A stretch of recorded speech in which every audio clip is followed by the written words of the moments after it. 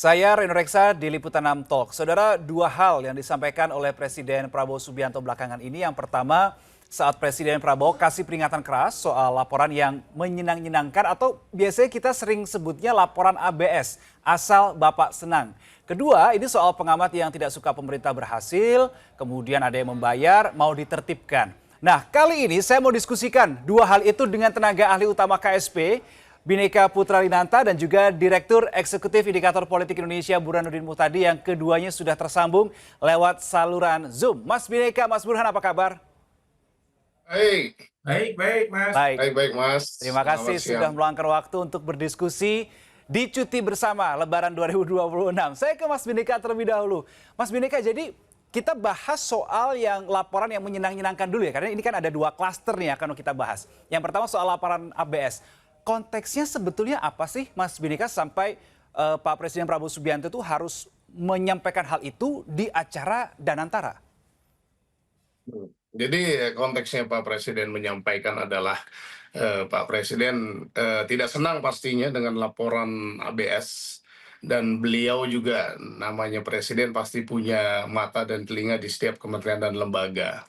Jadi kita berharap juga para pemimpin di kementerian dan lembaga, pembantu-pembantu Presiden, jangan juga membuat laporan ABS, karena itu Presiden punya, saya sampaikan tadi, mata dan telinga. Jadi sampaikan, kerjakan dengan maksimal, jangan ada laporan yang dibuat-buat, seperti itu Mas. Memangnya siapa yang sampai berani memberikan laporan ABS itu kepada Presiden, Mas Bhinneka? Yang pasti bukan ada yang berani ya, tapi sebenarnya mungkin menteri sudah sampai, pembantu-pembantunya Presiden menyampaikan, tapi kan Presiden juga punya, yang saya tadi sampaikan, mata dan telinga. Beliau juga punya BIN sebagai one client one service. Beliau kan akan menerima informasi yang juga yang lebih valid. Karena beliau sebelum di acara di Danantara kan beliau ada rapat kabinet, juga ada rapat terbatas. Di situ juga para menteri, para pembantu Presiden tadi menyampaikan apa yang sudah dilaksanakan, apa capaian para kementerian dan lembaga. Mungkin itu ada yang tidak sesuai dengan yang beliau dapatkan faktanya dari orang-orang yang tadi saya sampaikan, mata dan telinga beliau di kementerian dan lembaga. Apakah ketika ada laporan kemudian tidak sesuai dengan data yang dipegang oleh Pak Presiden, ini bisa diartikan, oh ini laporan ABS, atau jangan-jangan ada yang kurang lengkap begitu data yang dimiliki oleh Pak Presiden? Atau bagaimana, Mas? Data di Presiden sangat lengkap ya Mas, cuma yang tadi saya sampaikan, mungkin ada kebedaan dari data, ya seperti contoh ya, kita ambil paling contoh, paling sederhana dapur. Dapur MBG, dari total laporan kepala BGN ada mungkin sekitar 26.000. Mungkin yang sampai ke Presiden juga ada berbeda sedikit angka. Ya inilah tadi yang saya sampaikan, sebenarnya juga dibilang ABS tidak juga. Jadi beliau hanya menegur, mungkin beliau lebih senang kalau disampaikan kepada Presiden laporan-laporan itu yang bersifat lebih fakta dan seperti kondisi saat ini real di lapangan, seperti itu Mas. Berarti Pak Presiden konteksnya ini apakah bisa dimaknai ini sebagai warning kepada para jajaran, kepada para pembantunya, atau memang sudah ada indikasi Presiden, wah ini ada yang laporan ABS nih ke saya nih, atau bagaimana, Mas? Ya kalau dibilang warning ya beliau kan juga pasti ada analisis evaluasi. Nah ini juga sebagai rapor kepada para pembantu-pembantu beliau, para menteri beliau. Nah ini beliau punya raport sendiri. Jadi Oh. beliau akan tetap memantau bagaimana, yang mana yang laporannya asal Bapak senang, mana yang laporannya fakta, mana yang tidak juga. Itu akan sebagai analisis evaluasi beliau untuk ya ke depannya, seperti hak prerogatif beliau sebagai Presiden. Oke, saya coba bergeser ke Mas Burhan. Mas Burhan, konteksnya pada saat itu acaranya ya, konteks waktunya adalah di acara Danantara. Kemudian kalau kita melihat keterangan waktunya atau konteks waktunya, ini ya hampir 1,5 tahun lah setelah Presiden Prabowo ini menjabat begitu. Apa yang Anda baca? Disampaikan di acara Danantara, disampaikan pada saat hampir 1,5 tahun Presiden menjabat, dan ini adalah peringatan 1 tahun Danantara. Mas Burhan membaca seperti apa? Iya, jadi konteks sangat penting. Acara Danantara kita tahu menjadi salah satu flagship dari pemerintahan Pak Prabowo, tapi saat yang sama komunitas atau stakeholder Danantara itu komunitas yang sangat percaya terhadap data. Jadi data adalah data, angka adalah angka. Ini komunitas paling rasional yang tidak mudah dibuai oleh angin surga. Jadi pernyataan Pak Prabowo saya kira merespon pertanyaan yang muncul di sebagian komunitas pelaku usaha berkaitan dengan indikator-indikator ekonomi yang sepertinya ada gap antara data yang disodorkan kepada Presiden Prabowo dengan apa yang diyakini oleh para entah itu pelaku usaha, entah itu para komunitas ekonomi dan seterusnya. Kita tahu sebelum Presiden Prabowo menyampaikan pernyataan berkaitan dengan itu, ada banyak isu berkaitan dengan MSCI, berkaitan dengan penurunan outlook dari Moody's maupun dari S&P, dari awalnya stabil menjadi negatif, yang tentu saja itu menjadi perhatian banyak pihak. Dan tentu Presiden Prabowo berharap apa yang beliau terima dari anak buahnya itu betul-betul sesuai dengan realitas di lapangan. Karena kalau kita dengarkan sidang paripurna kabinet beberapa waktu lalu, yang disampaikan oleh Pak Purbaya atau Menteri-Menteri Ekonomi, semuanya seolah baik-baik saja. Padahal kalau kita baca dari laporan-laporan S&P atau survei terbaru dari LPM UI, itu menunjukkan bahwa ekonomi sedang tidak baik-baik saja. Jadi saya kira pernyataan Pak Prabowo itu penting untuk memberi keyakinan kepada anak buahnya supaya tidak menyodorkan data angin surga. Supaya Pak Prabowo sebagai pemimpin Republik ini itu bisa melakukan eksekusi kebijakan berdasarkan data yang real di lapangan. Nah, itu yang ingin saya bahas sebetulnya ketika data yang diberikan adalah data angin surga yang belum tentu adalah merepresentasikan realita di lapangan. Ini kan juga bisa berbahaya juga bagi seorang presiden untuk mengambil sebuah decision atau sebagai decision maker di negara ini, Mas Burhan. Itu Mas Reno, saya terus terang kaget ya ketika Pak Purbaya menyampaikan data yang seolah-olah semuanya baik-baik saja kepada Presiden Prabowo dalam rapat kabinet beberapa waktu lalu. Menurut saya Pak Erlangga jauh lebih proper ya, dengan mengatakan kemungkinan defisit melampaui 3% dan perlunya antisipasi dari pemerintah. Tapi model seperti Pak Erlangga nggak banyak sepertinya. Ada banyak anak buah Pak Prabowo yang sepertinya lebih nyaman untuk memberikan data yang terlalu optimis. Sesuatu yang menurut saya perlu kita antisipasi di tengah satu situasi geopolitik terutama di Timur Tengah, ancaman kenaikan harga minyak dunia, bukan ancaman karena sudah terjadi ya. Dan itu tentu saja di atas asumsi harga minyak yang dipatok oleh APBN, kemudian juga berkaitan dengan isu-isu lain termasuk dengan MBG. Baik, Mas Burhan, kalau tadi dari penjelasan Anda dan dua nama yang Anda sempat mention, Pak Purbaya dan Pak Erlangga, Anda mendengarai laporan ABS ini bisa saja datang dari sektor perekonomian, hanya dari sektor perekonomian saja atau bagaimana, Mas Burhan? Nah, saya menangkap kesan itu relatif merata ya, datang dari berbagai macam pihak, bukan hanya dari sektor perekonomian ya. Kalau saya dengar laporan Pak Dadan berkaitan dengan BGN itu luar biasa itu. Jadi beliau pernah mengatakan per hari bisa memotong 11.000 ekor sapi untuk MBG gitu ya.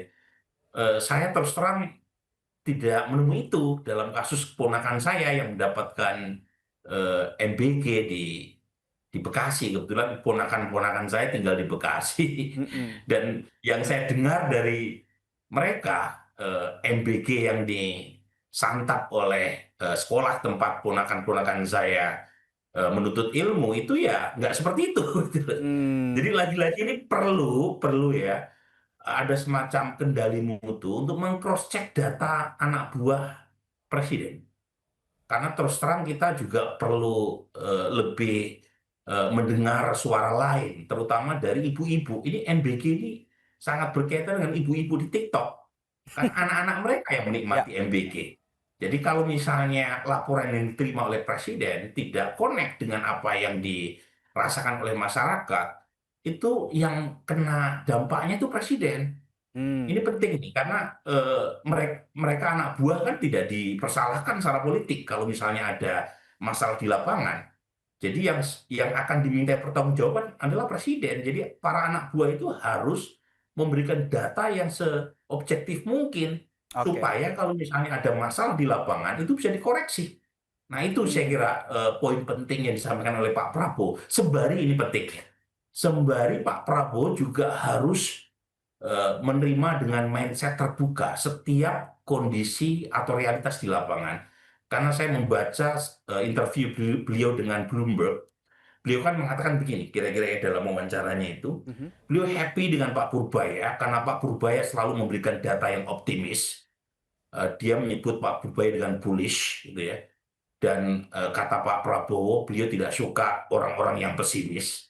Hmm. Menurut saya ini pernyataan yang oke, tetapi penting juga untuk melihat segala sesuatu bukan dilihat dari sudut pandang optimis atau pesimis, Hmm. tapi data adalah data. Jadi kalau misalnya ada data yang membuat kita harus melakukan koreksi, lakukan koreksi supaya tidak menjadi masalah bom waktu di kemudian hari.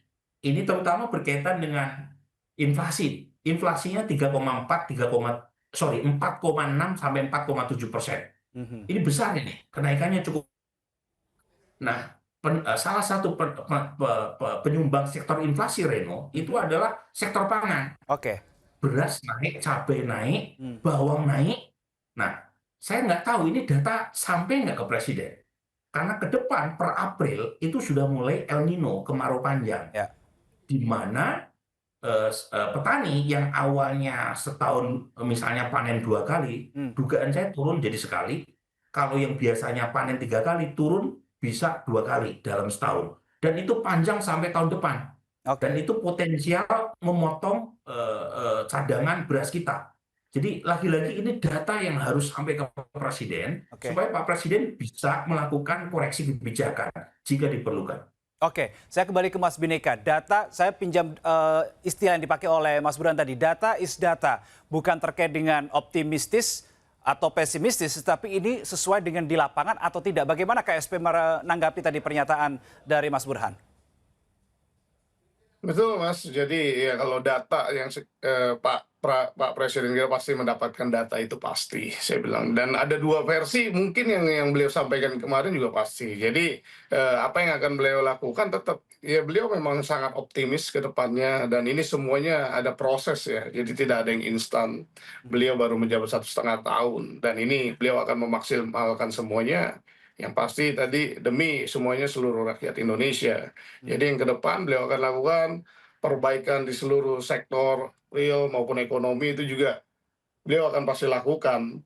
Jadi saya rasa tetap kita optimis, jangan pesimis, harapan tetap berharap di depan Indonesia akan lebih baik ke depannya. Oke, nah tadi ada juga yang disampaikan oleh Mas Burhan menarik nih. Cross check, mungkin diperlukan untuk Presiden meng-cross check datanya yang diterima dari para jajaran di bawahnya. Nah, proses cross check ini seperti apa? Siapa yang melakukan cross check? Prosesnya berapa lama? Bagaimana, Mas Bhinneka? Supaya data yang diterima oleh Presiden ini benar-benar valid begitu. Nah ini beliau kan mendapatkan laporan, beliau mendapatkan data. Hmm. Beliau akan meng-cross check tadi yang saya sampaikan, beliau punya juga BIN, beliau juga punya laporan dari BAIS, maksudnya beliau akan mengecek semuanya sevalid mungkin sesuai data, membandingkan data, beliau sebagai pemimpin akan membandingkan data, beliau punya analisa sendiri, beliau punya evaluasi sendiri. Jadi inilah yang beliau sampaikan kepada kemarin di Danantara, kepada para jajaran, jangan mencoba-coba memberikan laporan yang tidak baik kepada beliau. Karena beliau tadi punya mata, punya telinga di seluruh kementerian dan lembaga. Bahkan beliau kemarin sampaikan bahwasanya beliau akan mungkin menempatkan beberapa juga urusan-urusan khusus di BUMN kita, begitu.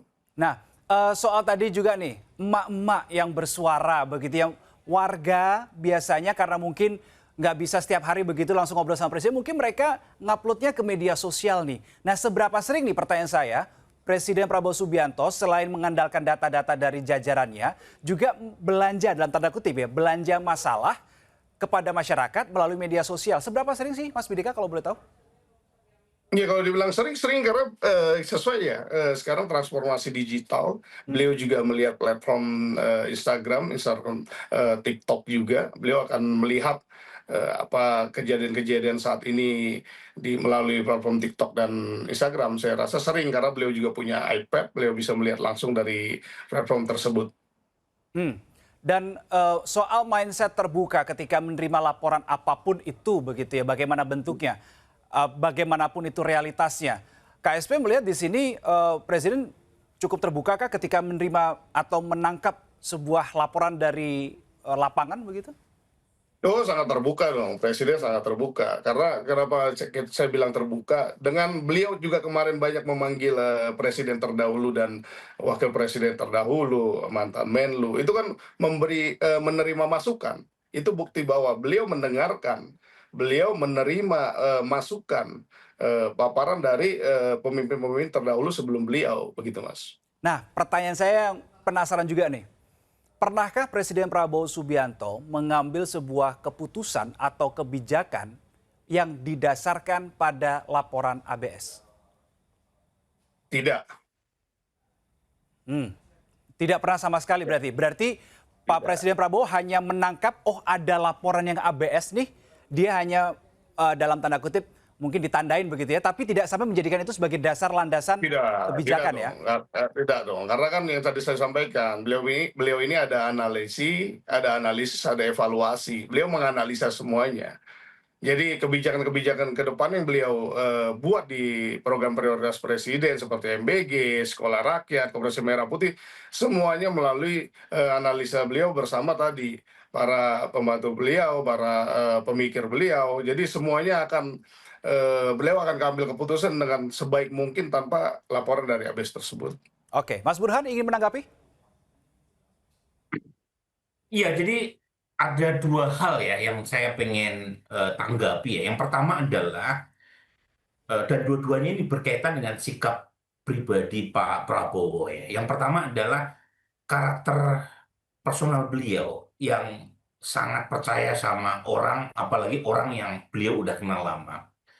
Dan kepercayaan itu membuat beliau itu membuka atau pasrah gitu ya, terhadap laporan orang yang beliau sangat percaya. Jadi ini karakter beliau yang unik ya, karena beliau mengenal orang-orang yang ditunjuk sebagai anak buahnya sekarang, sekali beliau percaya, akan percaya terus. Gitu. Nah ini terutama Mas Reno jadi isu kalau misalnya orang yang beliau percaya itu menyalahgunakan kepercayaan itu. Nah ini jadi masalah nih. Nah, sebab kalau misalnya orang-orang yang dipercaya itu tidak deliver, kemudian memberikan laporan yang bagus-bagus saja, sementara presiden terlanjur percaya kepada mereka, itu tentu ada masalah, terutama dalam proses policy making. Karena tadi data yang diberikan oleh orang yang dipercaya itu tidak sesuai dengan kenyataan di lapangan. Nah, itu yang pertama.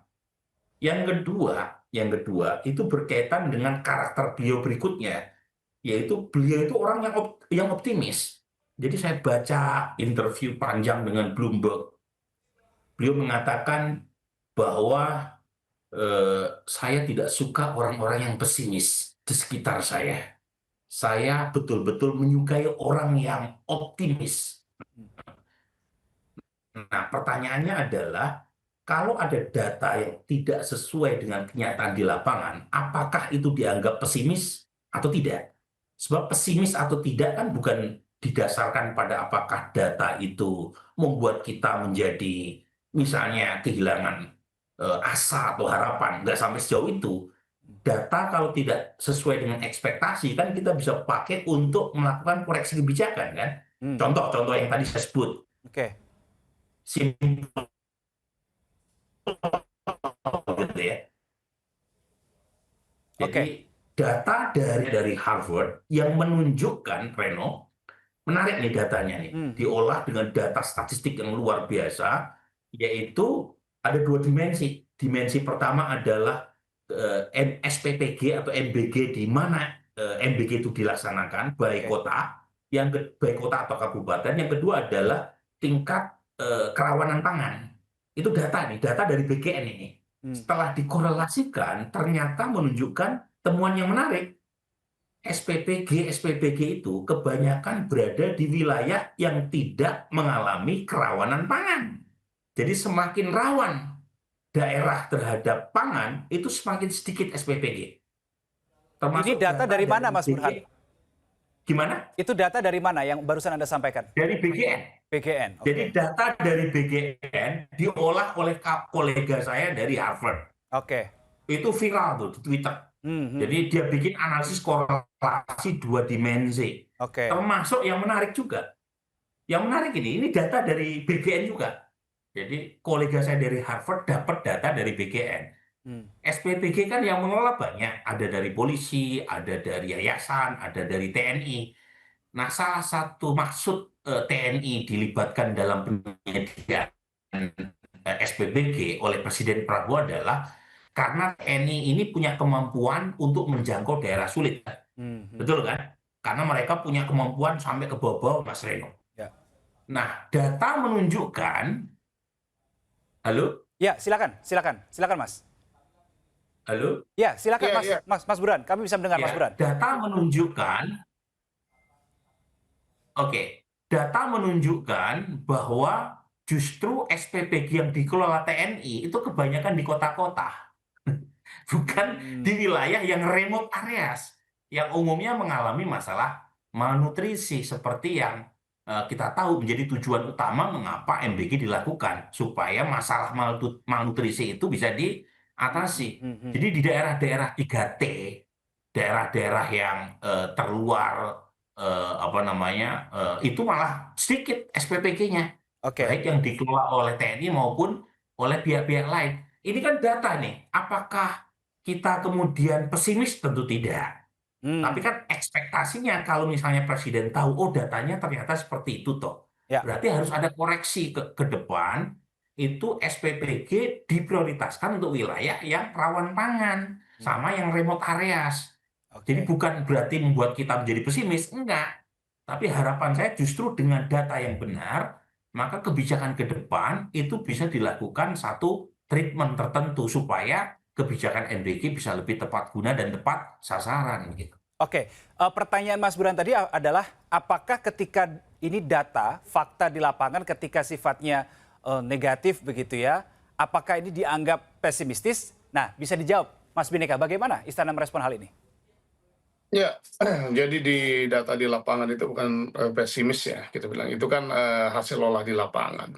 Jadi untuk kebijakan ke depannya, Presiden yang tadi disampaikan Prof, benar, Presiden Prabowo adalah orang yang optimis. Karena beliau selalu sampaikan, kita tidak tahu kalau belum dicoba.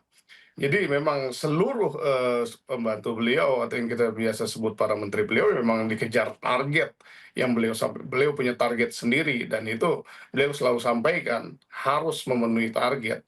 Nah, ini tinggal kembali kepada para kementerian dan lembaga, para pembantu presiden untuk maksimal tersebut. Dan juga kalau berbicara MBG tadi, ini kan semuanya masih dalam proses, saya rasa. Dan beliau ini mencoba dapur itu total itu nanti akan ada 30 lebih sekian dengan penerimaan manfaat 82 juta.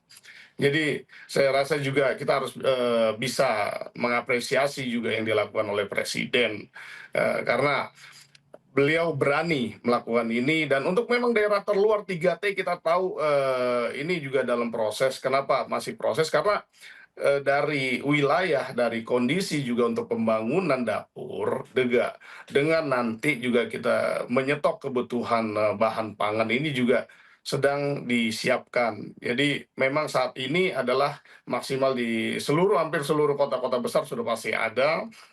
Ya, selanjutnya ini juga kita fokuskan sampai akhir tahun ini 3T sudah selesai. Jadi kita juga menyampaikan semua ada waktu. Tapi Presiden tetap optimis bahwa tahun ini sudah rampung, tahun ini penerima manfaat sudah maksimal. Jadi kita juga harus tadi beroptimis, juga saling membantu juga di lapangan, memberikan informasi-informasi yang baik, Oke, begitu. baik. Itu adalah klaster pertama, laporan ABS. Kita bergeser ke klaster kedua, ini terkait dengan pengamat. Ya, ini Mas Burhan nanti mungkin juga bisa mendiskusikan terkait dengan hal ini, dan karena Mas Burhan kan pengamat juga, gitu kan. Nah, ada statement Pak Presiden begini kurang lebih. Nanti jika saatnya pengamat ini akan ditertibkan, tapi tidak akan ke sana dulu begitu. Nah, pertanyaan saya begini, Mas Bhinneka, pengamat Ya. seperti apa yang mau ditertibkan oleh Presiden Prabowo Subianto dan bentuk menertibkannya ini seperti apa? Jadi begini, ini kan masalah pengamat, jadi kita bisa melihat ke belakang akhir-akhir ini, geopolitik, terhadap Iran dan war of peace juga. Jadi banyak, pengamat ya yang, hadir di, media, di televisi dan lain-lain. Sebenarnya ya kita juga berharap pengamat tadi yang ditertibkan itu yang pasti yang, pengamat ini tidak berbasis data atau berbasis fakta. Jadi hanya membuat opini liar, terlalu banyak spekulatif dan disinformasi. Kedua juga kita nggak butuh mungkin pengamat yang provokatif atau, dalam arti memicu keresahan publik. Jadi kita ya kadang seperti ini sekarang, jangan kita juga memberikan narasi-narasi yang, memperkeruh situasi, bikin panik, dan juga kita, gini loh, banyak pengamat-pengamat, sekarang yang muncul tiba-tiba, tapi kita tidak tahu, rekam jejaknya, ya Backgroundnya rekam jejak berarti jelas maksudnya? ya, background-nya dia ahli Oh, di bidang tersebut atau tidak. hmm. Nah ini banyak dan ada juga, beberapa pengamat juga yang punya, kepentingan tersembunyi. Jadi ini yang kita lihat sekarang ini banyak, pengamat-pengamat yang muncul tampil di televisi yang ya kita tidak pernah melihat Itu sebelumnya, sudah tidak pernah termonitor ada. oleh KSP?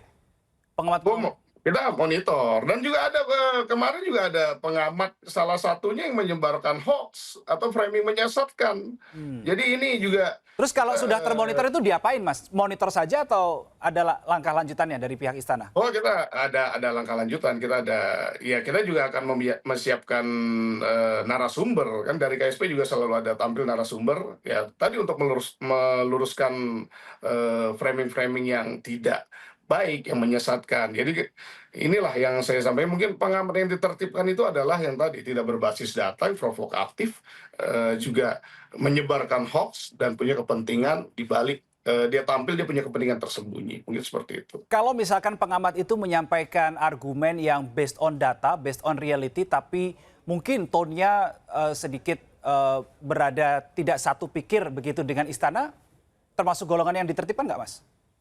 Oh, ini kan, kalau yang penting sesuai data, Hmm. saya rasa tidak masalah, karena demokrasi itu butuh kritik. Hmm. Nah, ini demokrasi butuh kritik, cuma yang saya sampaikan, kritiknya by data, kritiknya yang baik, penyampaiannya yang baik. Jadi, seolah-olah gini loh, kita jadi pengamat juga menyampaikan yang baik agar tadi, masyarakat yang, menonton tidak juga reaktif, tidak juga panik. Jadi, tadi kita, orang Indonesia, kita punya adat ketimuran, ya kita menyampaikannya juga dengan etika dan adab yang baik, saya rasa seperti itu. Oke, Mas Burhan ingin menanggapi, Mas? Terkait dengan pengamat yang mau ditertibkan tadi kategorinya sudah disampaikan oleh Mas Bhinneka tadi. Nah, ini ada kaitannya dengan klaster pertama ya, Hmm. pembicaraan soal pengamat yang ditertibkan ini. Jadi kalau kita lihat sidang kabinet kemarin, itu kan dimulai dari pernyataan Pak Purbaya Hmm. yang mengatakan semuanya baik-baik saja kondisi ekonomi. Terus kemudian ada celetukan Pak Purbaya yang mengatakan bahwa eh, mereka yang mengabarkan kondisi ekonomi sedang buruk itu datang dari pengamat-pengamat dan mereka-mereka yang punya masalah uang gitu, nggak punya uang. Hmm. Hmm. Jadi ada dua statement Pak Purbaya yang disertakan untuk menopang argumen dia bahwa kondisi ekonomi masih terkendali. Hmm. Dan tapi ada pihak yang mengabarkan kondisi ekonomi sedang memburuk dan itu adalah para pengamat-pengamat yang tidak jelas. Ya, kira-kira gitulah ya. Hmm.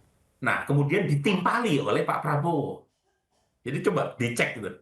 awalnya urutannya munculnya begitu ya. statement pengamat yang ditertibkan itu datang pada saat sidang kabinet itu, ya, pada saat Pak Purbaya itu memperkuat penjelasan di depan presiden yang punya pandangan negatif tentang ekonomi sebagai pengamat yang tidak jelas. Nah, yang kemudian ditimpali oleh Pak Prabowo. Jadi sepertinya Pak Purbaya ini memahami karakter presiden dengan menunjukkan sisi lain. Saya sendiri tidak against pendapat Pak Bhineka ya, bahwa mungkin ada pengamat yang tidak jelas rekam jejaknya, tidak berbasis data gitu ya.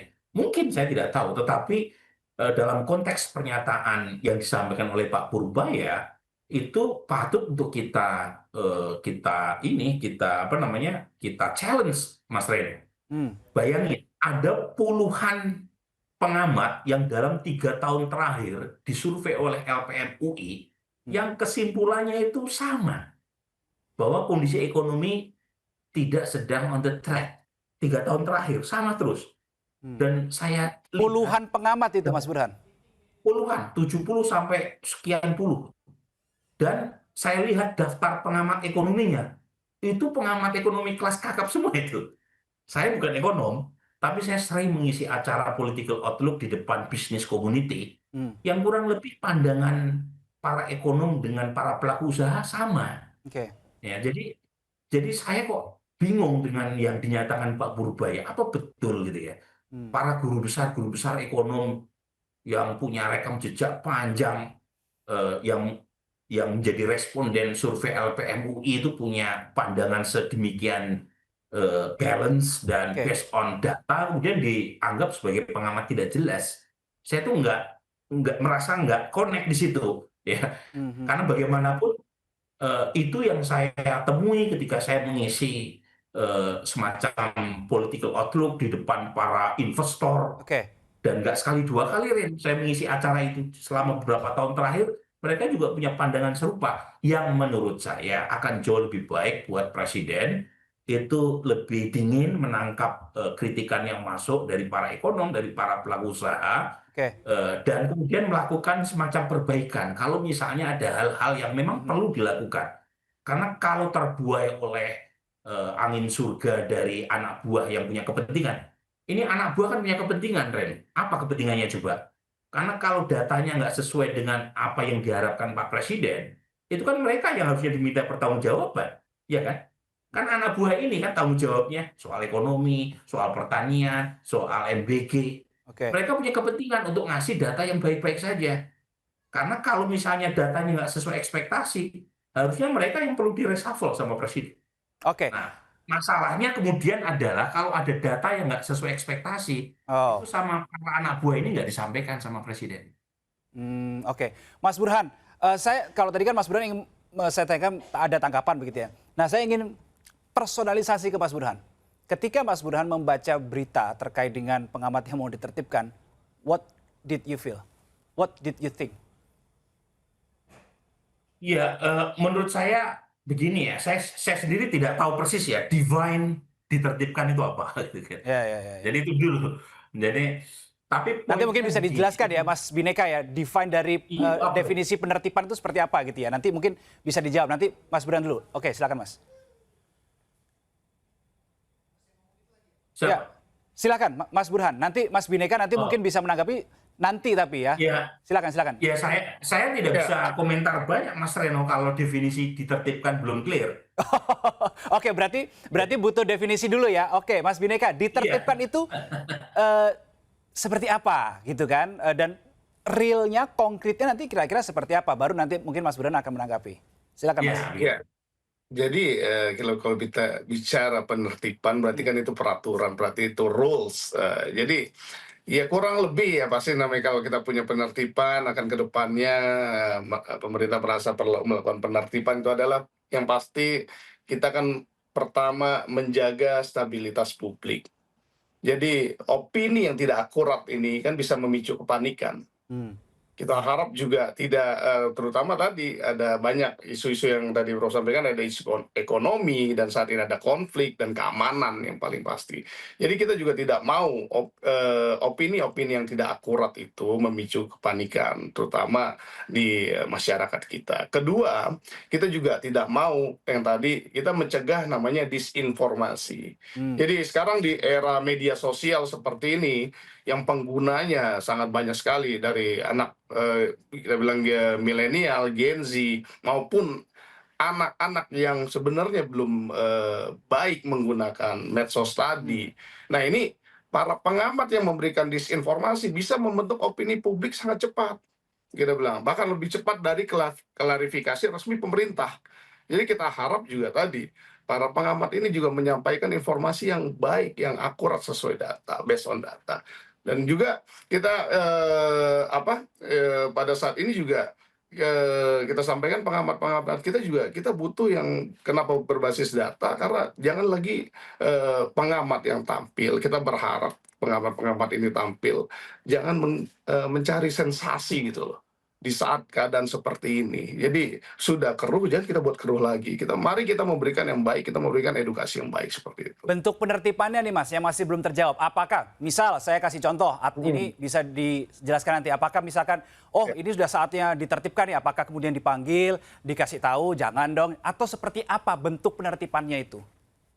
Ya kalau untuk bentuknya nanti, itu kan, belum dilaksanakan, jadi kita tidak bisa memberikan bentuknya, tapi yang mungkin bisa dikumpulkan juga bisa. Yang penting kan, mensatukan persepsi ya, mensatukan persepsi agar tadi yang disampaikan ke depannya untuk para pengamat-pengamat, tolong disampaikan sesuai data. Kalaupun ada data, datanya dari mana? Memberikan informasi, informasinya dari mana? Gitu loh. Jadi semuanya akurat dan juga disampaikan dengan bahasa yang baik. Jangan juga, kita sebagai pengamat memberikan, informasi itu kadang tadi ada kepentingan di belakang, jadi seolah-olah kita, mengompori ya, atau memberikan data yang tidak akurat, tidak valid, begitu. Oke, Mas Burhan, silakan nih. Udah dijelaskan tadi nih sudah di-define sama Mas Bhinneka soal penertiban. Jadi bagaimana tanggapan dari Mas Burhan? Tadi soal definisi penertiban belum jelas juga. Jadi gini, Bung Reno, saya kira saya sendiri tidak mengingkari ya kalau misalnya ada pihak yang menjadi opinion maker yang mungkin punya motif politik atau motif sensasi ya. Tetapi motif itu kan nggak bisa kita bongkar ya, tidak bisa kita adili ya. Setiap orang punya motif, termasuk pemerintah juga punya motif. Wajar, ini bagian dari demokrasi deliberatif. Yang bisa kita ukur adalah itu data atau argumen. Nah, itu saya kira. Jadi sepanjang mereka punya data dan argumen, persilahkan. Orang seperti misalnya ekonom Ferry Latulihin, mungkin gayanya keras begitu. Tetapi pertanyaannya dia punya data nggak ketika mengatakan Juli akan terjadi misalnya ya uang negara akan mengering, kemudian inflasi meningkat, kemudian dolar akan meningkat. Nah yang kita bisa uji itu datanya, seberapa kuat datanya, seberapa akurat datanya, dan pemerintah termasuk juga mereka yang punya pandangan berbeda, silahkan menampilkan data yang bertentangan dengan Ferry Latulihin dan publik menilai mana di antara pihak-pihak yang bertolak belakang datanya tadi yang dianggap paling kuat argumen maupun akurasi datanya. Saya kira itu yang paling ideal. Oke, terakhir saya ingin kembali ke Mas Bhinneka. Kita bicara soal data. Kan tadi Mas Bhinneka bilang, kalaupun misalkan memberikan statement harus dengan data. Nah, tapi juga Anda masih PR berikutnya adalah datanya yang data seperti apa. Nah, atau pertanyaan saya begini, Mas Bhinneka, atau seberapa transparansi sih sebetulnya pemerintah di berbagai lini ya, di berbagai lini itu untuk transparansi data kepada masyarakat begitu, supaya masyarakat yang melihatnya pun juga bisa jangan sampai ngambil kesimpulan yang salah begitu, Mas Bhinneka. Saya rasa sangat transparansi ya. Kenapa saya bilang sangat transparansi? Karena banyak kadang masyarakat lebih tahu duluan daripada yang lain. Jadi saya bilang sangat transparansi sekali. Semua sekarang web-web di kementerian dan lembaga juga sudah bisa diakses dengan mudah. Data juga bisa didapatkan dengan gampang. Jadi pemerintah Pak Prabowo ini sangat transparansi. Inilah yang makanya kadang dijadikan sebagai data informasi. Cuma tadi yang saya sampaikan, cara penyampaiannya yang baik. Jangan sampai membuat masyarakat kita tadi panik dan reaktif. Jadi terutama itu, karena ya para pengamat ini kan sebagai narasumber, dia sebagai ahlinya di bidangnya, mungkin dia profesor juga. Ini kan penting ya, sebagai poinnya adalah dalam keadaan seperti ini yang terjadi di bangsa kita juga, di internasional geopolitiknya juga tidak baik. Nah, kita juga ya menyampaikan, ya kita harap para pengamat-pengamat tadi menyampaikan kritik dan lain-lain, penyampaian opininya yang baik. Jadi tidak menyesatkan lah, mungkin seperti itu, Mas. Oke, singkat saja. Soal pengamat ditertibkan. Kira-kira kalau menurut Mas Bhinneka, Mas Burhani perlu ditertibkan nggak?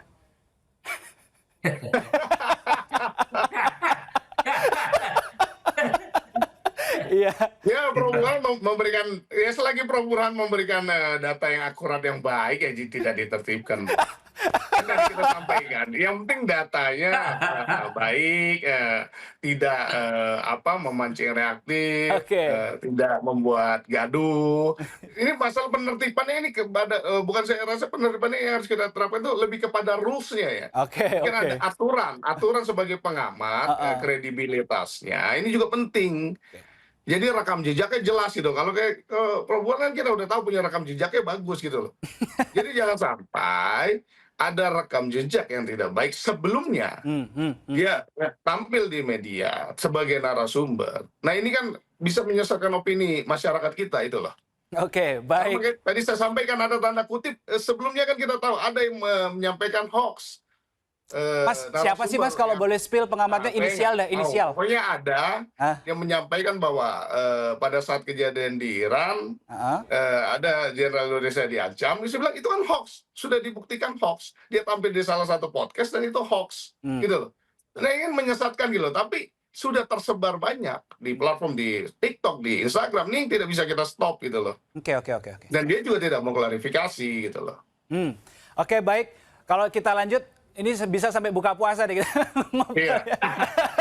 Terima kasih tenaga ahli utama KSP Bhinneka Putra Lilanta dan juga Direktur Eksekutif Indikator Politik Indonesia. Mas Burhani tadi sudah diskusi. Terima kasih. Terima kasih Mas Bhinneka, Mas Reno. Terima kasih. Dan saudara, itu tadilah diskusi kami, diskusi hangat begitu ya terkait dengan dua klaster yang kami bahas hari ini bersama dengan Mas Bhinneka dari KSP dan juga Mas Burhan dari Indikator Politik. Saya tunggu saudara komentar Anda sebagai masyarakat sipil, sebagai netizen di kolom komentar. Salam SCTV.